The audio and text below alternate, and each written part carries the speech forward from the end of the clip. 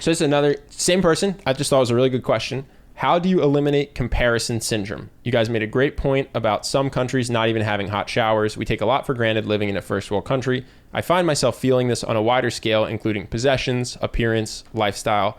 I feel like if I owned a planet and everyone in my circle owned 5, I would feel inadequate. And I think that's a very common feeling, and I respect you for You're dead right. Well, you're dead right.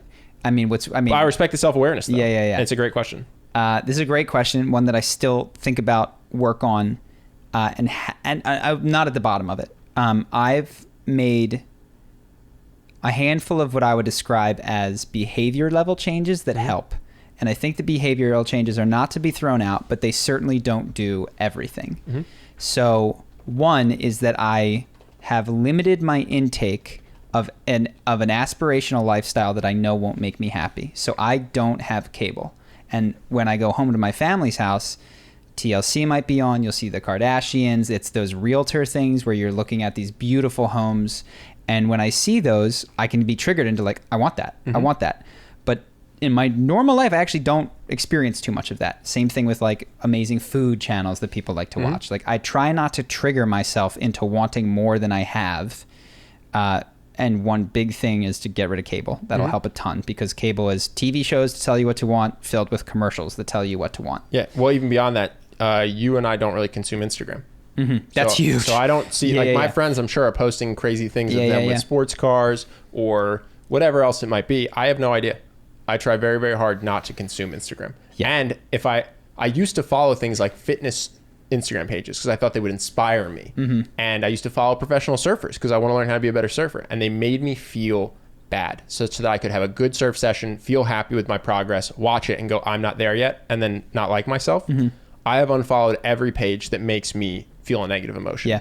So now that you put it that way, what I have to say is these behavioral changes are massive, because when I compare myself to someone who hasn't done these, I'm at such an advantage. Mm-hmm. Like I don't want so many things that other people want. I used to look at these Instagram fitness people and go, oh man, my arms are so small. Man, I'm not as attractive as this guy. Oh man, I'm in bad shape.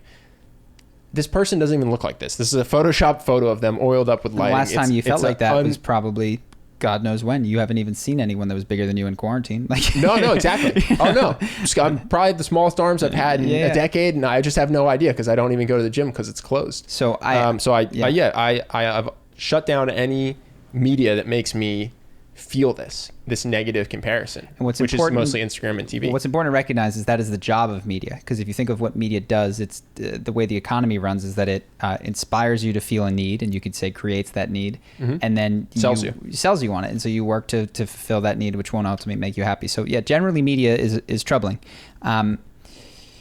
That doesn't solve the problem, because you will still, and I've seen this in my own life, even though you will be better for not wanting the car and the clothes and the thing, you will find things that other people have that you want, attention that people receive, etc.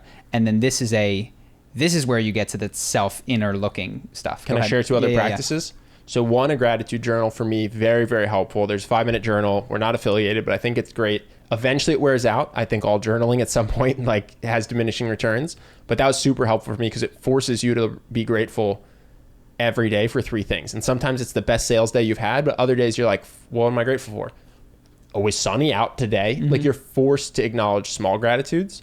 That was huge for me. And the other thing is look left on the bell curve, which is to mm-hmm. say purposefully, and you can do this with phone reminders if you have to, like find times to watch about other people in the world, people that live in other places that don't have what you have, because in addition to blocking out Instagram and all the stuff that makes you look right at the more rich, more attractive people, if you remember how fortunate you are, no matter who you are, by looking at all the people who just haven't gotten it as good as you do, I find that was really helpful for me in making me just grateful to be wherever I was. You know what I mean? No matter where I was. So those are 2 habits that I thought were really good for this. Mm-hmm. Yeah. And all of those will make huge, huge, huge strides, like monumental in terms of saving you money and like stress, anxiety, ton of stress. That's what that is. That thing that you think is perfectionism or whatever, as you aspire to look like these people or have what they have, is just anxiety and unworthiness. It's finding a way to work itself out when you finally get to the gym. Yeah. But the comparison will still come up. And so I haven't rooted it out. It's not zero in my own life.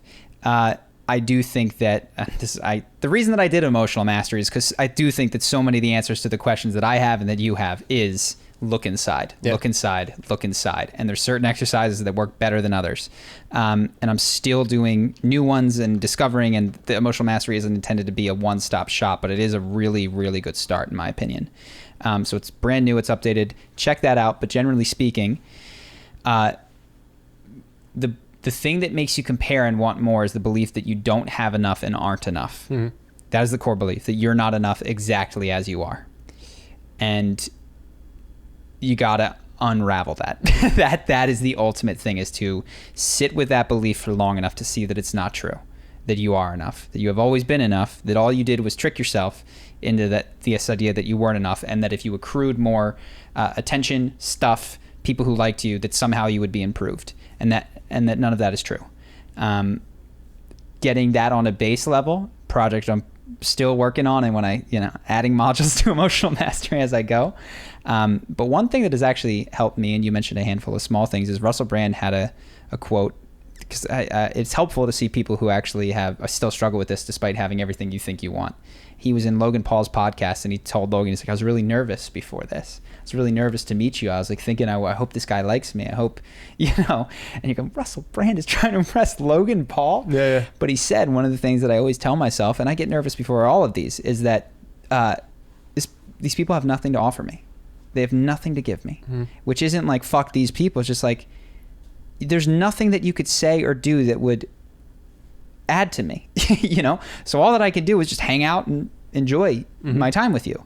And I think that's been a useful mantra at certain times for me as well, which is like, I have nothing to gain from this, nothing to gain from this thing or this improvement. This person, yeah.